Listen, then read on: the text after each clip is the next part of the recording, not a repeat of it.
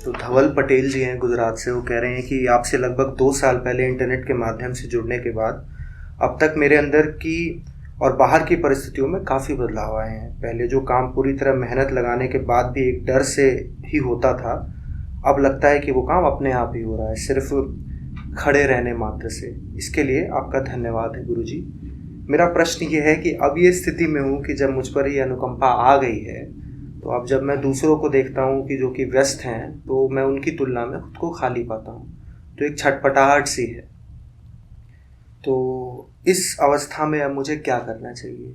दूसरा प्रश्न है जो इसी विषय वस्तु से संबंधित है, वो दीपा जी का था जो अभी जा चुकी हैं। उन्होंने पूछा था कि अनायोजित जो अनुकंपा हम पर हो जाती है उसको बनाए रखने के लिए हमें क्या करना चाहिए। तो ये दोनों ही प्रश्न कहीं ना कहीं संबंधित हैं कि जब एक छटपटाहट है कि जब अच्छा हो रहा है तो अब क्या करें। पहली बात पूछी है कि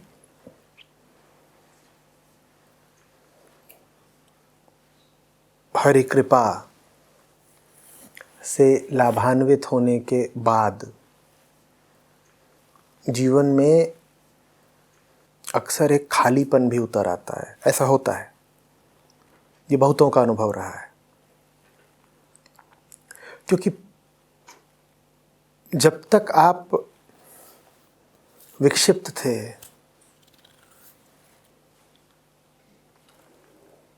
तब तक आपके पास व्यस्त रहने के बड़े बहाने थे।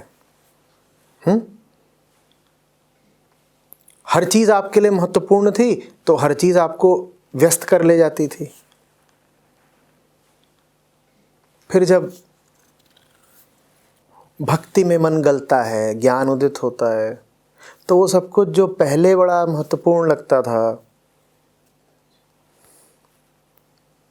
वो सब छूट जाता है ना।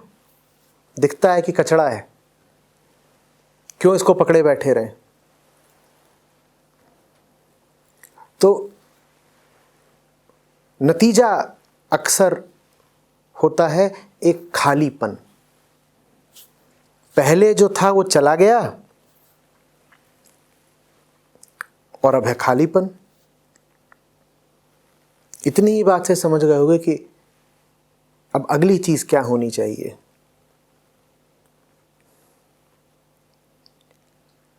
जब तक देह है वो कर्म तो करेगी ना। व्यर्थ के कर्मों में उलझे हुए थे, अहम के कर्मों में उलझे हुए थे, उनको हटा दिया। पर कर्म से तो कोई मुक्ति नहीं है ना।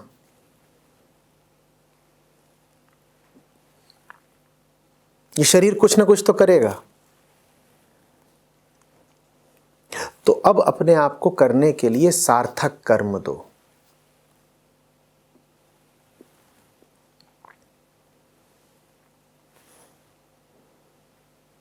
तुम्हारी हालत ऐसी हो जाती है कि जैसे तुम किसी मिठाई की दुकान में घुसे हुए हो और वहां के पुराने ग्राहक हो, बड़े पुराने और बड़े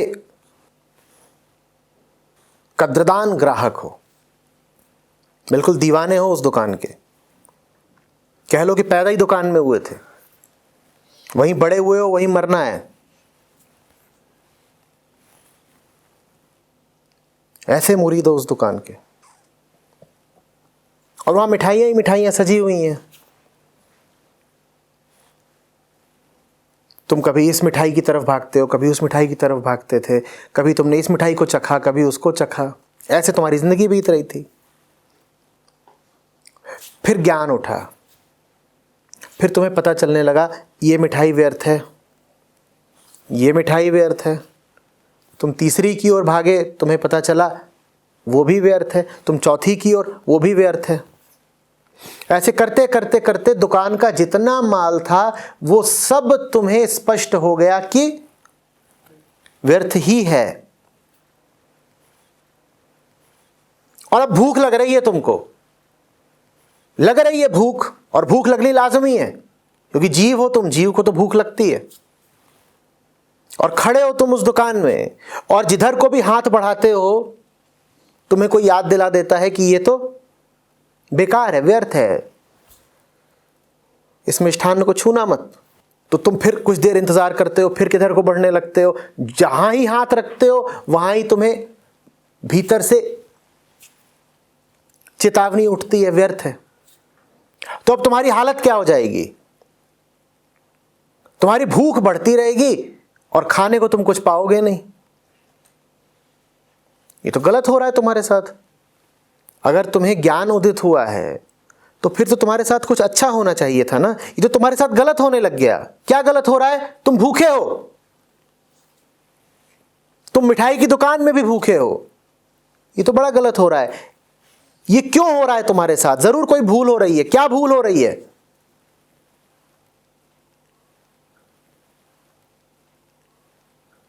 तुम अभी भी उसी दुकान में खड़े हो, तुम उसी दुकान में खोज रहे हो कि कुछ तो मिल जाएगा जो ग्राह्य होगा। तुम्हें साफ साफ बताया जा चुका है कि इस दुकान में ग्रहण करने लायक कुछ नहीं, लेकिन तुम्हारी उम्मीद नहीं छूट रही है। तुम घूम फिर करके कभी इस व्यंजन कभी उस पकवान पर उम्मीद जमा ही देते हो, और फिर दिल टूटता है। दिल टूटता है और पेट भी टूट रहा है भूख से। भूल समझ में आ रही है ना? अरे बाहर निकलो। जब भीतर सब बदल गया तो बाहर क्यों नहीं बदलने दे रहे? बाहर तुम क्यों पुराने वातावरण में हो? बाहर तुम क्यों उसी पुरानी दुकान में हो जब भीतर सब कुछ बदल ही गया? तो भीतर उजाला उठ गया है, बाहर अंधेरा ही अंधेरा है, तो छटपटाओगे ना। और ये भूल बहुतों के साथ होती है। देखो, आध्यात्मिक उदय के पश्चात तुम्हारे बाहर का वातावरण भी बदलेगा ही बदलेगा। अगर तुमने उसे नहीं बदलने दिया तो तुम छटपटाओगे। जिसकी आंखें खुल गई, ऐसा नहीं हो सकता कि उसके दोस्त यार पुराने ही बने रह जाएं। पुरानी संगत छूटेगी ही छूटेगी, पुरानी जगहें छूटेंगी ही छूटेंगी। और अगर नहीं छूट रही तो उन जगहों से उसके संबंध में कोई मौलिक परिवर्तन होगा। तुम अगर ये चाहो कि बाहर बाहर सब कुछ वैसा ही चलता रहे जैसा सदा चल रहा था, भीतर जागरण के पश्चात भी तो जो तुम चाह रहे हो वो नहीं मिलेगा। भीतर के परिवर्तन के बाद बाहर का परिवर्तन भी तुम्हें करना पड़ेगा। बाहर के परिवर्तन से भी तुम्हें सहमत होना पड़ेगा। उस दुकान से बाहर आओ। जो तुम्हें चाहिए वो कहीं और मिलेगा। कहां मिलेगा या खोजो। ये पक्का है कि उस दुकान में तो नहीं मिलेगा।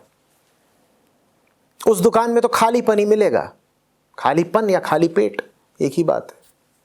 बाहर आओ,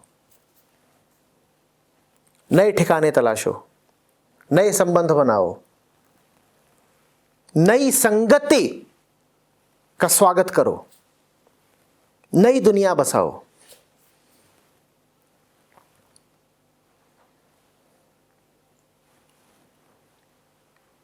याद रखना, पेट को तो कुछ चाहिए, बाजुओं को भी कर्म करने हैं, उन्हें करने के लिए कुछ तो चाहिए।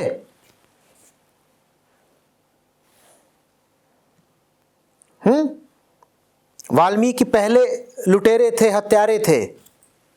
लूटपाट छूटी, हत्या छूटी, तो खाली घर थोड़ी बैठ गए कि बहुत लूटा हुआ है, पेंशन चलती रहेगी। और इतने अगर वो दुर्दांत और कुख्यात डाकू थे तो माल तो बहुत रहा होगा उनके पास।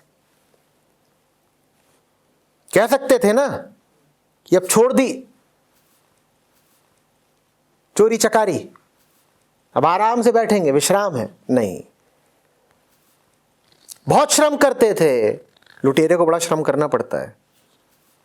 बहुत श्रम करते थे जब लूटपाट करते थे, लूटपाट छूटी तो और ज्यादा श्रम करने लगे। वाल्मीकि रामायण लिखने के लिए कितना श्रम चाहिए जरा विचार करो। लूटपाट फिर भी आसान है, रामायण लिखना कितना कठिन है। अब लूटपाट तुम छोड़ दो और रामायण लिखो नहीं तो फिर तो ऊब उठेगी ना। क्या करोगे बैठे बैठे, पीठ खुजलाओगे अपनी। पुराना जब छूटे तो कुछ नया भी आएगा, उस नए का स्वागत करो। और ना मिलता हो तो खोज के लाओ, उसका अनुसंधान करो। वाल्मीकि ने भी किसी प्रकार तो ये निर्णय लिया होगा ना कि रामायण रचनी है। जैसे उन्होंने ये खोज निकाला कि अब मेरे जीने का मकसद है राम के ग्रंथ की रचना, वैसे ही तुम भी अपने जीने के लिए एक नया मकसद खोज निकालो। पुराना तो छूट गया, नया लेके आओ।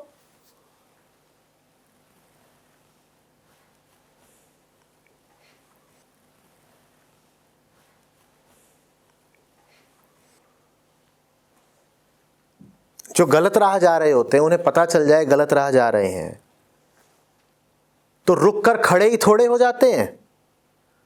चल वो पहले भी रहे थे और ज्ञान आने के बाद भी चलते ही हैं,